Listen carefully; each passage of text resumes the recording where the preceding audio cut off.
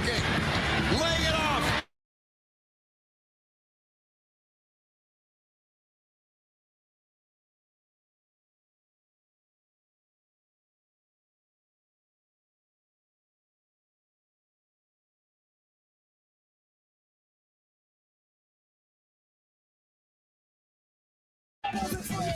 Hello and welcome to the Free Kick Podcast. My name is Todd, and it's kind of funny, right? That the last game of the 2024 regular season was FC Cincinnati, and the Philadelphia Union now start their 2025 season at home against FC Cincinnati. And when you go ahead and look at the matchups between these two teams the last 4 or 5 years, it's pretty much been all Cincinnati in those last couple games. And yes, I know the Union beat Cincinnati last year in League's Cup, but it's a new season, new coach, new style of play for the Union. And after a 4-2, some people call it an upset against Orlando City, the Union look to continue their hot streak, their winning run to the start of the 2025 season, trying to start 2-0, trying to give the fans something to be hopeful for. And that's exactly what the Union gave fans last Saturday against Orlando City. And we'll see if it starts this Saturday against FC Cincinnati. But joining me tonight, very first time guest, been on a couple different podcasts with him, and super excited to bring him on to the Free Kick. He is Justin Blair from Cincinnati Soccer Talk. Justin, how you doing? Hey, thanks for having me on, Todd. I love your content. I'm a longtime subscriber to the Free Kick Pod. It's an incredible opportunity, and I can't wait to talk ball with you tonight. Yeah, absolutely. And so Justin and I behind the scenes talking about Pokemon and just soccer. So my apologies for why we started late, but as you can see, Squirtle, Charmander to the back of me. So I think we need to make it a requirement now. Anytime anybody comes on to the podcast, they have to have a Pokemon behind the back of them. So yeah, that goes for you too, Jose. I know you're in the comment section, but yeah, Justin, great to have you on the podcast. And like I said, first time, but not the first time that you and I have met. So for people who aren't aware of your work, can you give them a little bit introduction, how you got into writing, how you got in with Cincinnati Soccer Talk, and what you guys do there? Yeah, it's a crazy, wild story for how I got into writing. I was sitting on the couch when I was 17, and my dad had a publication where he wrote about the University of Kentucky. And he threw a Nikon D80 at me and said, "You're coming with me this weekend. We're going down to Tuscaloosa, Alabama." So I got into sports media in the most unsavory, passionate way of all time. I look like Ashton Kutcher on the sideline, but eventually I worked my way into writing. I wrote for obviously University of Kentucky, University of Florida, and then I found CST just perusing YouTube one day, and I was like, wow, man, like I love soccer. I love FC Cincinnati. Like I would love to join this group of guys, and fortunately they had me, and we have an amazing group of people, content creators. We really try to make sure that young writers have a platform to really work and create and kind of mold their craft, right? And it's just a ton of fun. FC Cincinnati is such a great community. There are people that are willing to help us out in ways that I can't imagine other places probably have those kind of accesses that with the club, and particularly with the fan base, right? They're so welcoming and so accepting of each and every one of us. So it's been an absolute blast. Yeah, absolutely. Like I said, I'll probably say it 10 more times. Thanks again so much for coming on, Justin. But I guess before we talk about FC Cincinnati's offseason, and yes, they had a busy offseason just like the Philadelphia Union. And I do want to remind people that, signings can still happen until April 23rd. I think the deadline is. Don't quote me on it, Jose. I'm sure you'll correct me, or when it's Justin talking, I'll look it up. But yeah, signings can still be made, and I don't know if either one of these teams will still make any more signings just because they've had such busy off seasons. But again, before we talk about that, today at Bradley Carnell's press conference, he had announced that Nathan Harriel, Bruno Damiani, and Ian Glavinovic as well as Indiana Vassilev are all available against FC Cincinnati this weekend. Nathan Harriel's been out with that thigh strain, missed all of preseason. Bruno Damiani was getting his visa. And so we'll see. Does he start? Does he come off the bench? You had Jan Glavinovic play against Orlando City the last 10 minutes in the game. And then Vassilev just comes over from St. Louis City and unfortunately was unavailable against Orlando City. So we'll see if he makes his debut this weekend against FC Cincinnati. But switching things over to Cincinnati, Lucas Orellano did not play against New York Red Bulls, did not play in your Champions League game last night. Sergio Santos out with a leg injury. So any updates on their availability for this game against the Union? I don't know if Pat Noonan made any mention of it last night. I would imagine his press conference for this game's probably tomorrow. Yeah, it is. No update. We are still waiting for several pieces to come back. Orellano has kind of like a hip leg kind of injury. Santos, obviously one of those super subs, right? Comes on late in the match and really blows all of the gas in the tank. But one of them that really is kind of got FC Cincinnati fans a little concerned is Matt Miazga. Matt Miazga, of course, went down in the San Jose match last year. Kind of one of those freakish injuries where he made contact with the post. We were expecting him to be back for the preseason, but Pat Noonan even made comments as such. But still not back. We just got Nick Hagwin back yesterday. He was on the bench, so that's positive to see. But yeah, with Luca Orellano and Matt Miazga, still trying to will their way back. I think we still haven't seen the best of FC Cincinnati, and I'm hoping it's soon. And then Jose's in the comment section says, Justin, how many different hairstyles has Santos had so far this season? As Union fans will know, Sergio Santos always changes hairstyle in Philadelphia, yes. And it seems like he's continued that trend in Cincinnati. I particularly love the it was almost like the guy from Spider-Man, right? Like it had like the tiger stripes in it. I think Osborn or whatever, the Green Goblin or whatever. Yeah, he's such a fun character though, man. He's probably one of the few players that I absolutely have a pleasure talking to in the press conferences, stuff like that. Santos is definitely one of one. Yeah, Sergio always one of the social media team's favorite people here in Philadelphia, just because he'd always give you good content. So I know players in that locker room were pretty upset once the trade became official a couple of years ago, as he was a well-liked guy in the locker room. And I'd imagine it's still the same case in Cincinnati, where it just seems like he's a guy full of a huge personality, and he's a character and gets along with everybody from what I've observed here in Philadelphia. And I'm sure that's continued in Cincinnati.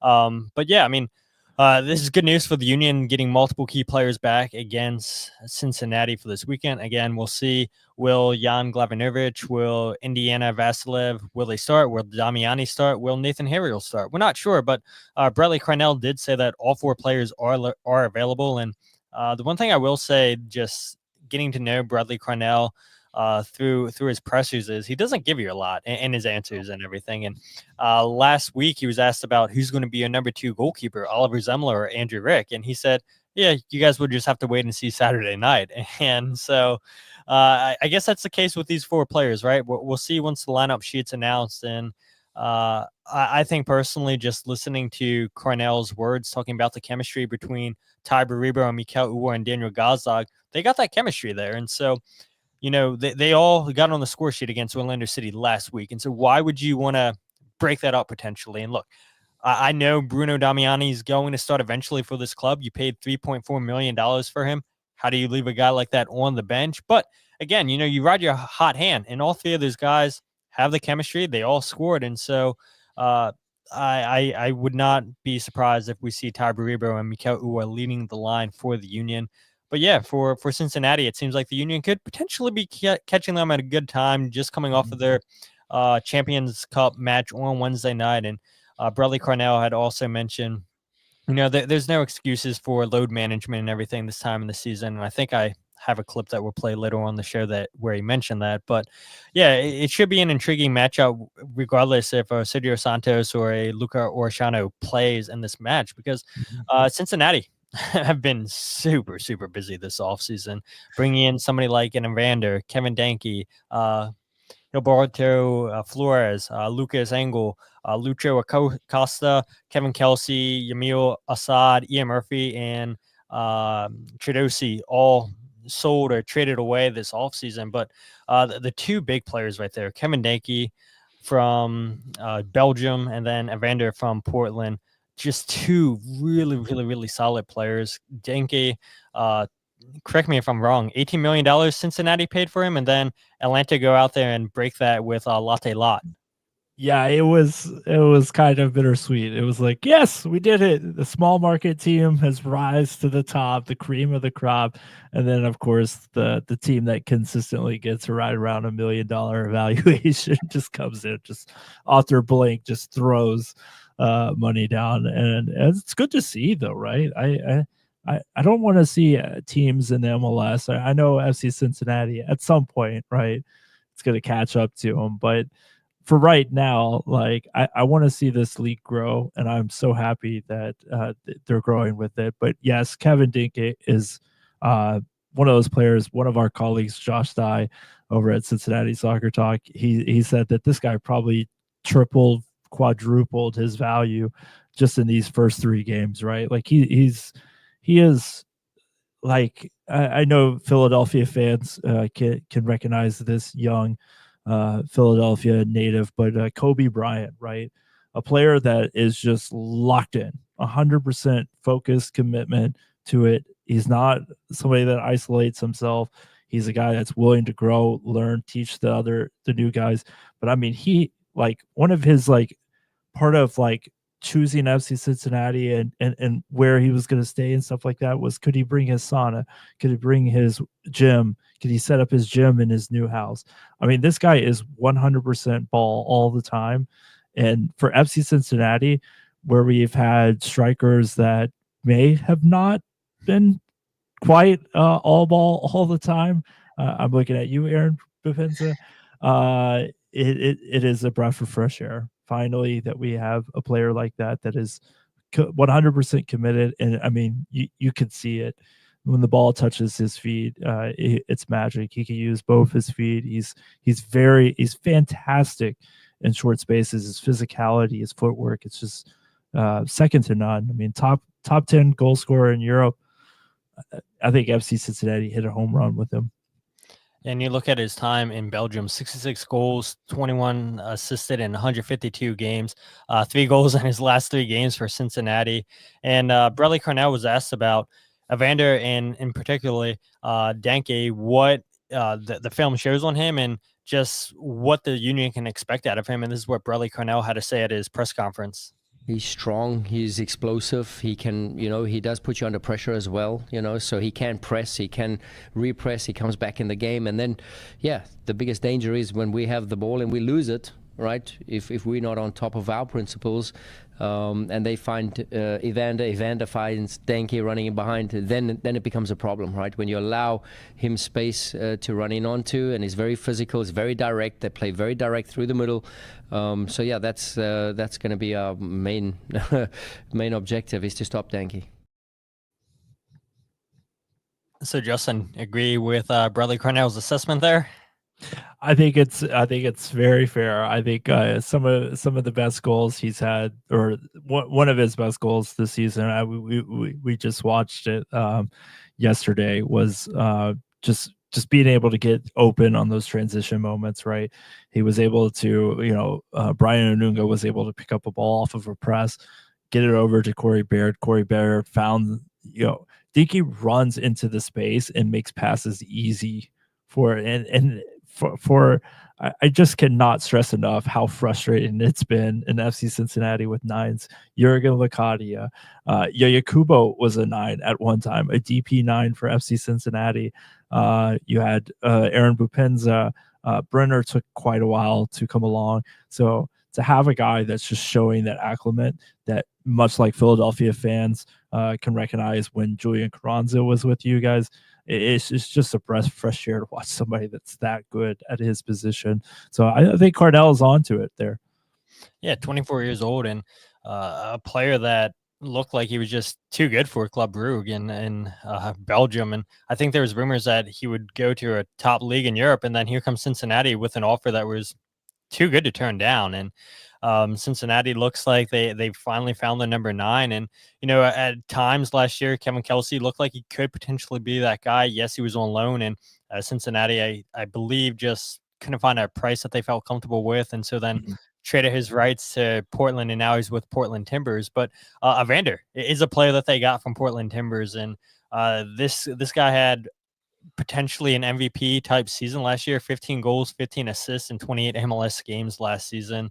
And you look at his time with Portland Timbers, 26 goals, 22 assists in 61 games. And yeah, like I said, I mean, put up MVP numbers last year and 1 goal, 1 assist already in 3 games with Cincinnati. And as much as it hurts losing a Lucho Acosta, a club legend, I mean, you replace him essentially with somebody that's younger, a player that has a higher market value. Because let's face it, right? If he puts up numbers like he did with Portland this season with Cincinnati, there could be the potential that he's gone, right? I mean, he's still young enough to go back to Europe, and Cincinnati fans may not want to hear that. But look, if Cincinnati got an offer of $24 million, they paid $12 million, I believe, from Portland. There's no way Chris Albright turns that down. And so, I mean, you add a striker that's going to put the ball in the back of the net like Denkey. We know that Evander can also score, but he's also going to be that playmaker. And so you get younger in terms of bringing Evander in the club and letting Lucho go to FC Dallas. Yeah, I 100% agree with you. And you have to remember that Lucho Acosta, for all the amazing things he's done for our club, right? He was not part of Chris Albright or Pat Noonan's vision and philosophy, right? Lucho Acosta, less than stellar 2021 performance, right? 2022, Pat Noonan comes in, interjects a new system. Chris Albright finds pieces to surround, particularly Obina Nwobodo, really solidified FC Cincinnati's strategy, right? The 5 in the back, 3 up top, Brenner, Vasquez, Lucho, they all thrived in that kind of system. And it just was kind of that time, right? I think Lucho there was this sense of when he won the MVP that he felt like he could kind of dictate some of the moves, particularly some of the players that he'd grown accustomed to playing with, good friends, right? Junior Moreno comes to mind, Santi Arias. These players, they won the Supporter Shield, and Lucho felt like those players should have stayed on. But unfortunately, business is business. And when you win a Supporter Shield from a team that was winning spoons, those bonuses are really fat. So that for fans that may not be intertwined with the roster mechanics, bonuses affect the roster cap for the next season. So some players had to be gone, and that's just the reality of the situation. So our hearts are out for Lucho. Sorry for the long-winded comments, but Lucho, he's one of those players that we'll all remember. He's an instant Hall of Famer for FC Cincinnati. But yes, Evander, I mean, immediately the shot that he had against Montagua down in Honduras, the karate kick over the goalkeeper. It's like, we all kind of in MLS kind of live in a bubble, right? Especially for fans that go to the matches in the stands, right? We kind of live in a bubble a little bit, right? You may be able to catch some West Coast games. You may be able to catch, earlier game or something like that. So when Evander was making a lot of waves in MLS last year, I think a lot of people on the East Coast kind of missed out on, hey, why is this guy MLS MVP front runner, right? I think we're catching on to it at FC Cincinnati. I mean, this guy is silky smooth. He's got like those natural instincts. Like it's almost like he doesn't even, like, he just knows where people are on the pitch. And this is like a guy who's now eclipsed a week with the team. and he's already playing at this level and playing with players and making connections and stuff. Like, there's obviously load management with the compacted schedule with CONCACAF Champions League, but Evander, man, I think Chris Albright. I now know why Chris Albright had that big old smile on his face. This is an absolute home run by him, and I think you're right. I think he's going to be one of those players that FC Cincinnati fans are going to be reluctant to let him go.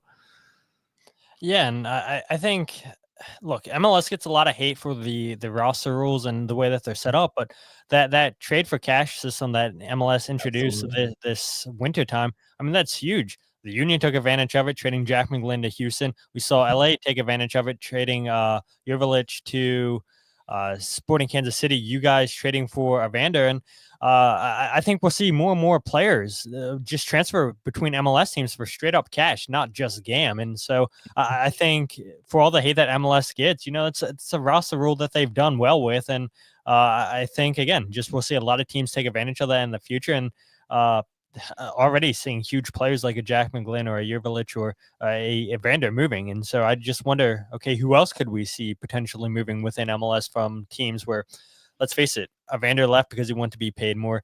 Jack McGlynn, unfortunately, didn't fit into the system.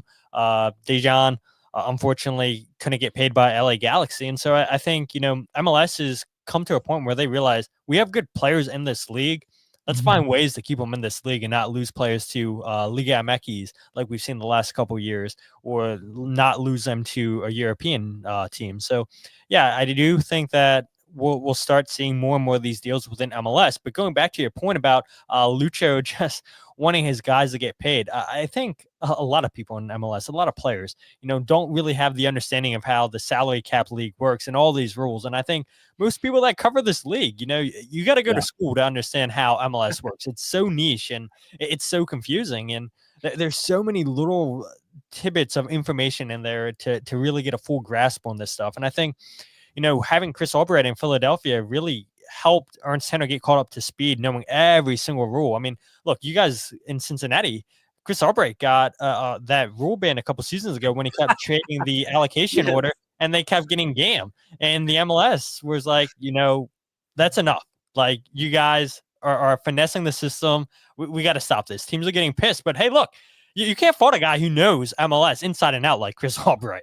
Yeah, Chris is a legend of MLS as a player, and he's obviously winning the GM of the year in 2023. But yes, that for those that don't know, the rule was if you are, it kind of worked the same. Like, you had first priority, right, on those international pickups, and FC Cincinnati, who was the wooden spoon winner. So it's kind of like the NFL when you got that number one draft pick and you're trading back and stuff like that.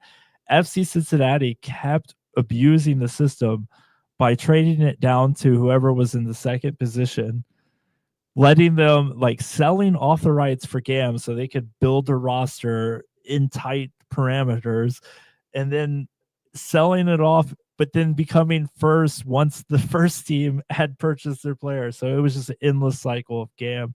And I think that's when a lot of FC Cincinnati fans were able to catch on that this guy is one of one when it comes to GM, man. He is, I think there will be a few more rules changed once Chris Albright's done here at FC Cincinnati.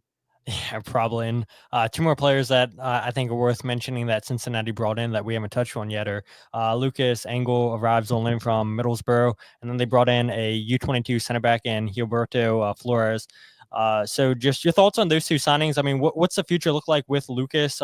Expected, I guess. I mean, he's on loan here from Middlesbrough, so you might as well play him. I mean, I would imagine that the idea is to play him. I mean, he's on loan, and I'm sure Pat Noonan and Chris Albright want to see exactly what they have. And then Gilberto coming in here essentially replaces Ian Murphy and Chidozie that both got traded to Colorado Rapids in the offseason. Yeah, so I'll start with Lucas. Lucas is a player that that comes in as one of our first. I don't want to call him just a left back because he's not, and he's not quite a left wing back either, right? But we've had two exceptional left wing backs in a row with Alvaro Barriel and then right on to Luca Orellano. Right now, Orellano has progressed up to the natural position of the winger, right up there alongside Denkey and Evander when he comes back. So FC Cincinnati went with a role of, hey, instead of compromising flying up pitch and stuff like that, we think we got to figure it out on our attacking three. So let's go with somebody who's got a little bit more defensive prowess, somebody who we can trust, because a big problem for FC Cincinnati was progressing the ball past midfield from the sides. It just was a pain to watch. The Red Bulls knew how to trick us. The Orlando City was able to get, because we all know Yedlin likes to fly up the pitch. Luca Orellano, obviously, as an attacking player, wants to fly up the pitch. It just took an immense amount of time for us to progress the ball. It's where we got in dangerous positions. So it was great for them to identify that. As far as like Chidozie Waziam was a good player for FC Cincinnati, but like, let's just call a spade by a spade. Chidozie, for all his acumen, was a band-aid for a very difficult situation with losing Matt Miazga and Nick Haglin like within a week from each other, right? Miles Robinson was still playing with the USMNT during the international competitions. So FC Cincinnati had to figure something out in a very quick situation. They also, one of the first U22 MLS Super Draft players that we picked up under the new administration was Ian Murphy, and Ian Murphy's played a ton of games for FC Cincinnati, so created a lot of value. Ended up getting $1 million in GAM for that, but Gilberto Flores came in. I think this is a tell for you, right? Pat is all about earning that respect for the team. He put Flores in at center in the 3-man back line last night. So I think that Gilberto has already established himself as one of those players that's going to be a regular rotation, even when Matt comes back and we get Miles Robinson in his natural position. Yeah, so I mean, Pat Noonan, Chris Albright, I mean, it's amazing just seeing the last few years that Cincinnati have had since they've hired both of these guys. And more times than not, it seems like Chris Albright hits on pretty much any of these signings, whether it be trades or straight up sales and transfers. So before we move on to Cincinnati's hot start to the season, we talked about it a little bit with Evander and Denkey. Mark Kelkenberg asked here, are the boot beers still a thing at TQL? Oh yeah, they definitely are. I got one right here, actually. The Das Boot. If you go to FC Cincinnati, I think it's like 13. It's like $15 or something like that. The first round you get, and then it's like a $8-9 refill. But Das Boot, let me tell you something though. The trick is not straight back.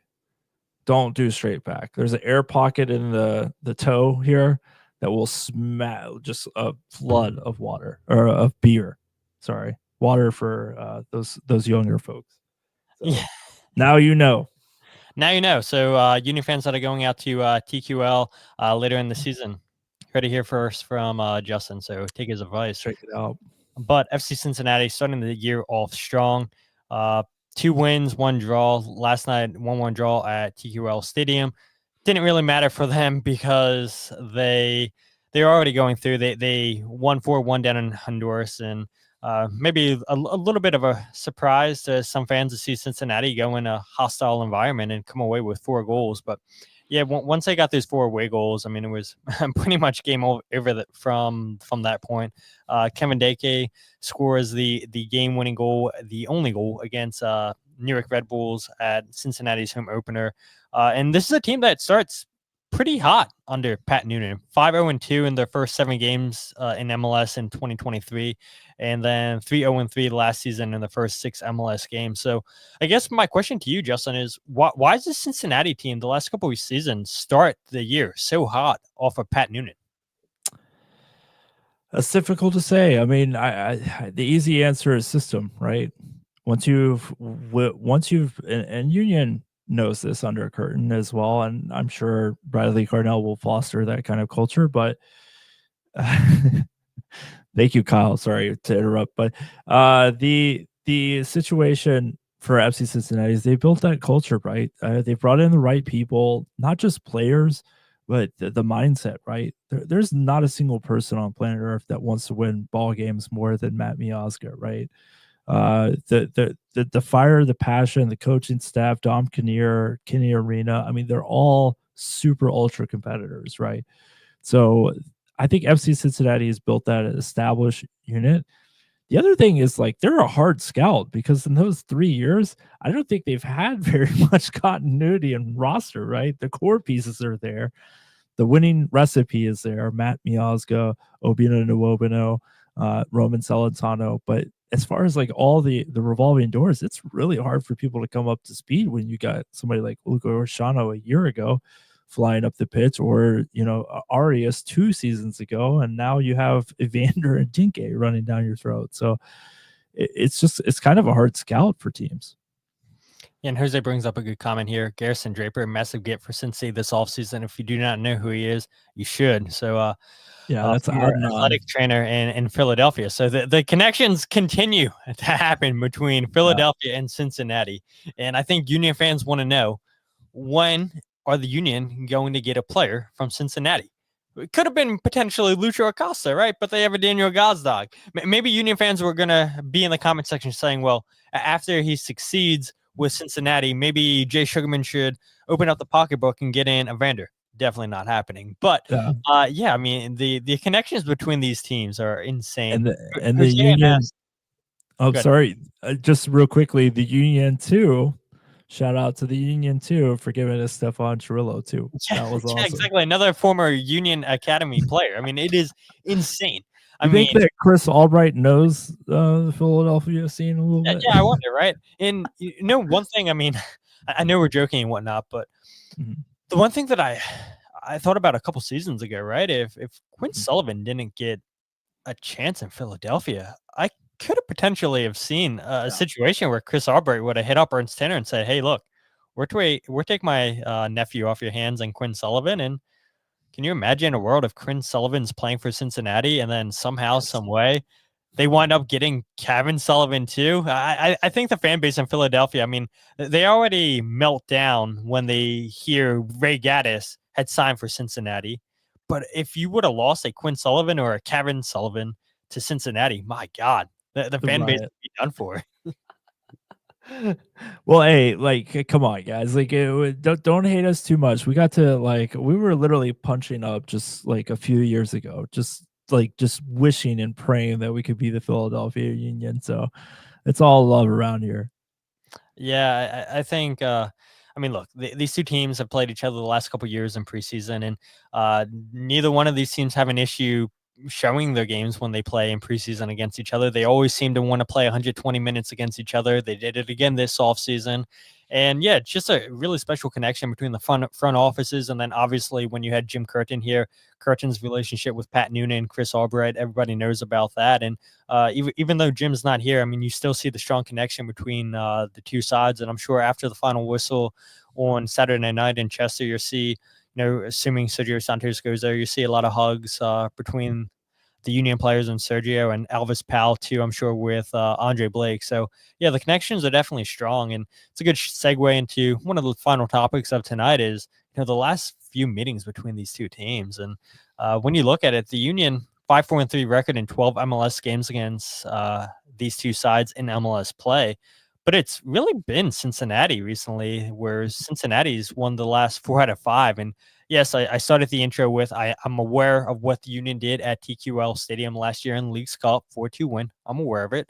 But in MLS, yeah, it's all been Cincinnati. And at Subaru Park, the Union are 4-1-2. But the last win didn't come in MLS at Subaru Park until October 31st, 2021. And yeah, Cincinnati. We all remember what happened at Subaru Park the last game of the season. The Union needed to win that. They go up 1-0 because of Quinn Sullivan, and then the wheels fall off like it did majority of the time last season. This team just could not win games at home. Only 4 wins at Subaru Park, and it's one of the toughest, or was one of the toughest places to come into the last few years and get a victory. But it seemed like no matter what team came into Subaru Park, they assumed that they were going to come away with 3 points. And yeah, Cincinnati definitely showed no fear coming into Subaru Park. But, new coaching staff, Bradley Carnell, and Bradley Carnell has faced Pat Noonan before in his career. And yes, the Union played in Cincinnati this past preseason.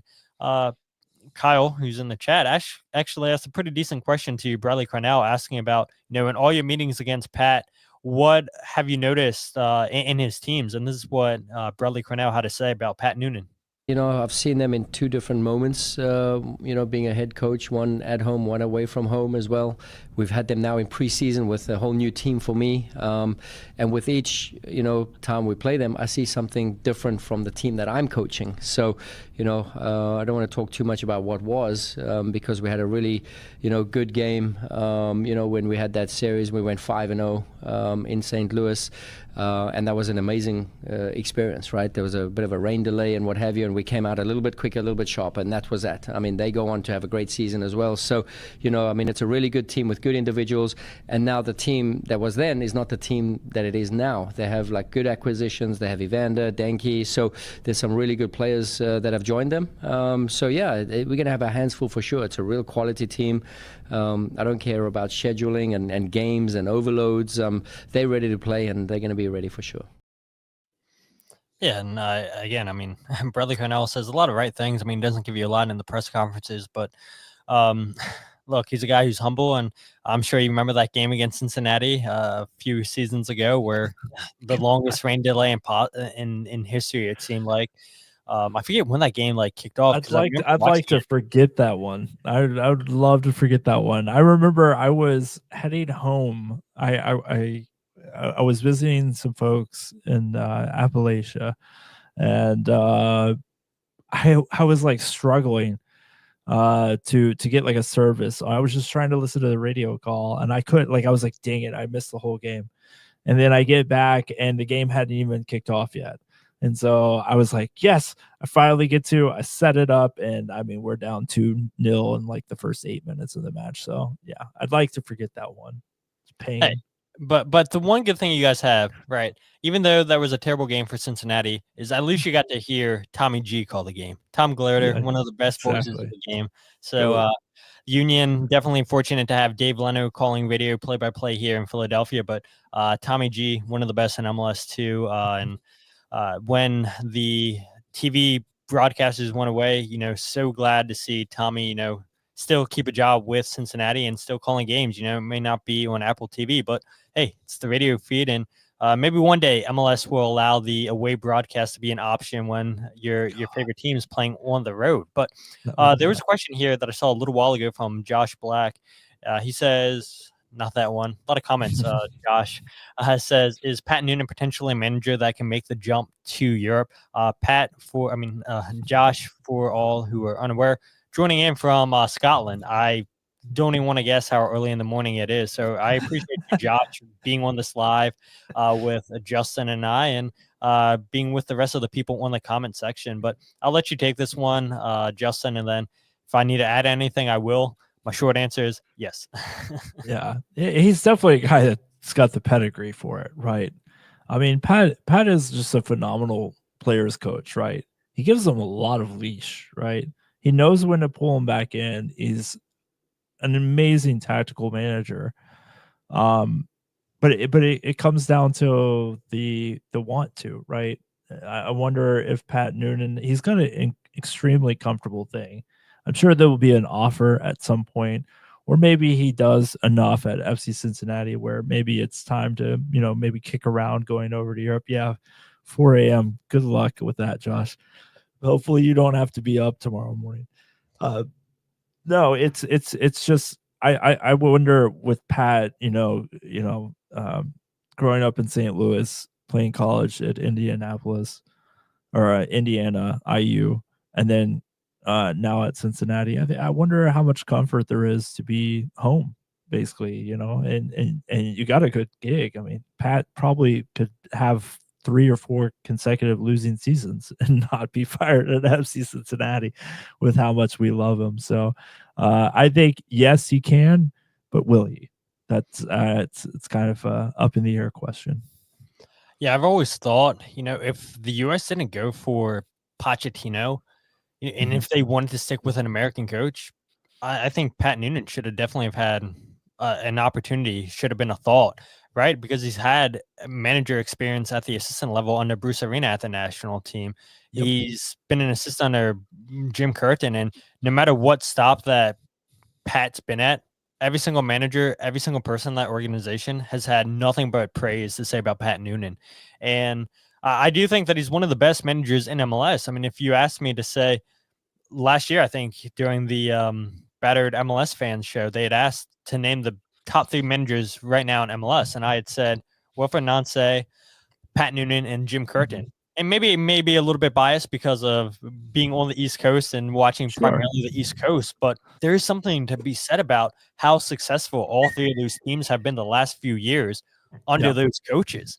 And Pat Noonan, you want a guy who has national team experience. You want a guy who has experience at multiple different teams. He goes into a Cincinnati team who were god-awful, wooden spoon winners, and completely turns them around. And I know a lot of credit has to go to Chris Albright, but Pat Noonan, look, Chris knew that if we can't get Jim Curtin, they wanted Jim Curtin. Pat Noonan's the next best thing, and he's got that spot on.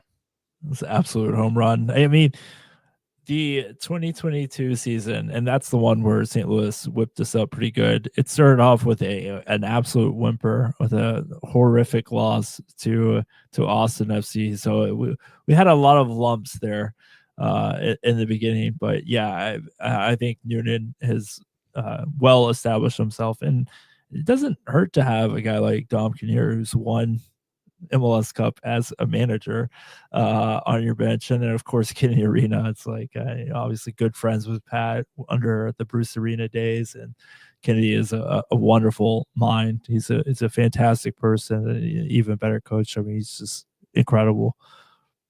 So again, like I had mentioned before we wrap this up, it's new faces for the Union in terms of players and also coaches. And Bradley Carnell gets his first crack at trying to get a win at Subaru Park, where the Union only got 4 all season in MLS play. But the one thing that you notice with FC Cincinnati, and I know they got the 1-0 win over New York Red Bulls last weekend, they've struggled under teams that play a Red Bull style of play. They struggled against St. Louis under Bradley Carnell, and yes, I know that long rain delay plays a big effect. But in their previous 5 games against New York Red Bulls, not counting this past one, Cincinnati went 1-3-1 in all competitions. And so, this Union team plays a little bit different than they did under Jim Curtin. And Pat, I'm sure, is going to be aware of this. I mean, he's a great tactical mind, and he's going to have Cincinnati ready for this game. But I do wonder, why specifically, where a lot of what the Union are doing is what Bradley Carnell did in his time as an assistant coach and interim manager at New York Red Bulls. Then with Cincinnati, he took a lot of that philosophy with him to St. Louis, and now he's brought that to the Union. And so I do wonder why Cincinnati struggled with teams that play a Red Bull high press style of play. Yeah, it goes into, okay, so how do you construct your roster, right? So DPs, right? How many DPs are center backs? Hardly any. Hardly any, yeah. How many of those are defensive midfielders, right? Hardly any. Exactly. So cut off the head of the snake. So I think that's why Red Bulls, Oscar Pereira down in Orlando City have had a lot of success with cutting it off at midfield, saying this is where we're drawing the line. If you progress the ball behind us, then we'll deal with that.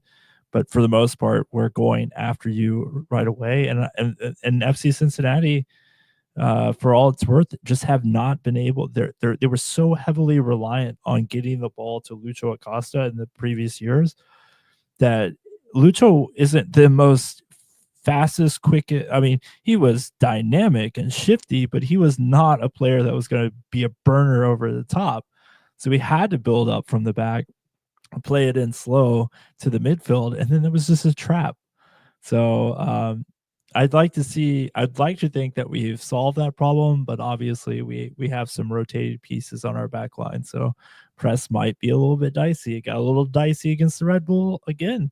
There was a couple moments where you're just like, back passes to the goalkeeper. That's interesting. So I think it'd be interesting to see. I think Philadelphia, I mean, just look up and down their roster. I think they're it just still blows my mind how a Philadelphia Union can operate the way they do on the budget that they spend, right? It's just they have so many successful pieces. They lost some players like Jack McGlynn. Like I thought, I mean, it's a 1 game sample size, and I may be horribly wrong in a couple weeks, but I kind of felt like Philadelphia would just kind of roll over, but not because of Bradley Carnell, but just because of the so much rotation with Martinez being gone last year, you having Carranza gone. I'm such a big fan of Jack McGlynn, but I could not believe that they just went down there to Oscar's house and just absolutely throttled him with 4 goals. I mean, that has to be stated. Like, no one scores 4 goals on Orlando City, and the Union just punched them in the face. So I'm interested to see. I'm kind of nervous about this weekend's matchup. I'd be lying if I wasn't, regardless of the CONCACAF Champions League. Yeah, so Michael chimes in here, says, I'm actually kind of happy we have Carnell with us for Cincy. Jim is great and all, but I feel like he, meaning Pat Noonan, had a playbook on us. And yeah, I mean, Pat Noonan, being a former assistant under Jim Curtin, definitely knew those players inside and out, definitely knew how Jim Curtin wanted to play. And I did get the feeling that Jim had lost his right-hand man in Pat Noonan, where a big part of the tactical shiftiness that the Union did under his time with Jim Curtin. And yeah, Pat Noonan seemed not to lose that often to Jim Curtin, this Philadelphia Union squad. People in the comment sections, let me know what you think what the score prediction is going to be for this Saturday against Cincinnati. I know Lexi said earlier in the episode, said 3-1 Union on Saturday. Justin, have a prediction for this game? Don't want to. Doesn't matter to me. I do. And I for folks that may not know this, I just got done wrapping up our recording, and the last comment was prediction, and it's probably not going to go over well on that drive to work tomorrow. But I've predicted a 2-1 defeat for FC Cincinnati, 2-1 win for Philadelphia. I just think that FC Cincinnati is going to try to slow the pace of this game based on the rotations that happened on Wednesday night, and then Tigres on the other side and Tuesday. I think FC Cincinnati rested quite a bit of their defensive players trying to prepare for this match, and I think this might be a game where we might see FC Cincinnati kind of get a little bit humbled, right? A little, Chester, for all of what happened last year, is not an easy place to win. Subaru Park is insane. The Sons of Ben are crazy. It's a place that teams fear going to, and I think that the team that they got cooking right now, I think they're going to reestablish that. So I'm going 2-1. What about you, Todd? I'm going 2-2. I think it's going to be a draw. I don't know. I can't rule out somebody like an Evander, a Denkey, in tip-top form. And that's crazy to say 3 games into the season, but it seems like these guys haven't missed a beat. It seems like they've been playing 6 months while everybody else is just starting their season. And so, yeah, I mean, it's hard for me to discount these 2 players. And I think, the Union center backs are going to have a difficult time against a Denkey and a shifty player like Evander. I know the Union last year, when they played Portland, they struggled at times against Evander. And so I think this Cincinnati team is better than that Portland team last season. And yeah, the Union did go into Portland and come away with a 3-1 victory, I believe it was. And, people were shocked that the Union went in there with pretty much a B squad and beat Portland in Portland. But yeah, it's not a great team.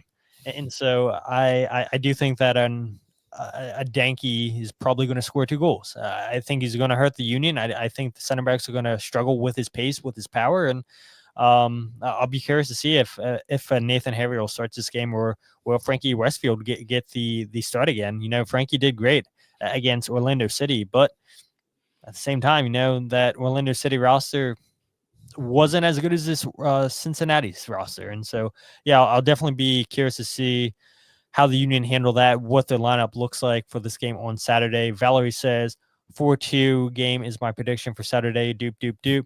Jose coming in here. The only one that I've seen in the comment section says 2-1 Cincy. Jem chiming in from England. So yeah, people from Europe paying attention, staying up super late at night, listening to this podcast. Appreciate you guys. 2-1 Philly win. We had another comment here. Philly River said 3-1 Union dupe. And then comments, Sons of Todd, Jose, Sons of Todd.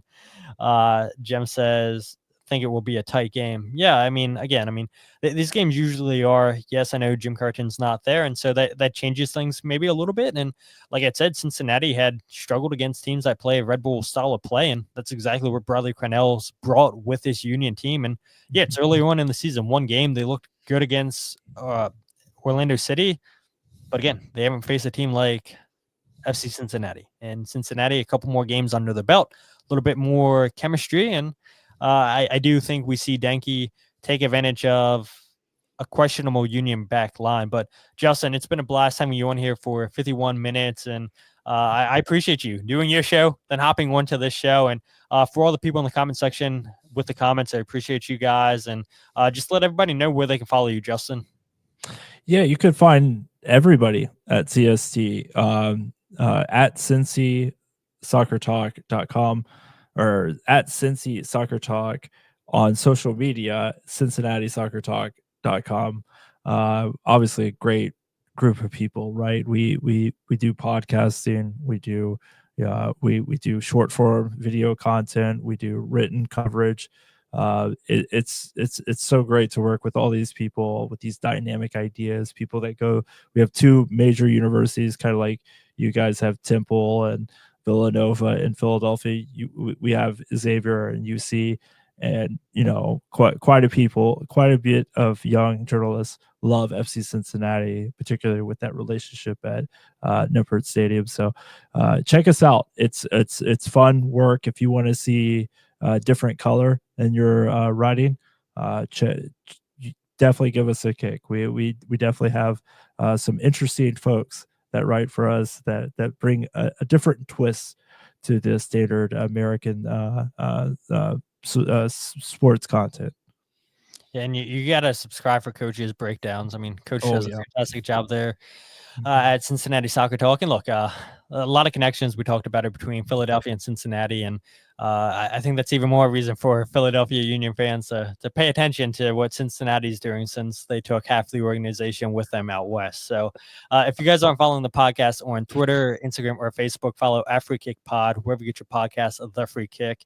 Check out the YouTube channel, youtube.com/freekickpod for the goals breakdown videos live like we are every single podcast.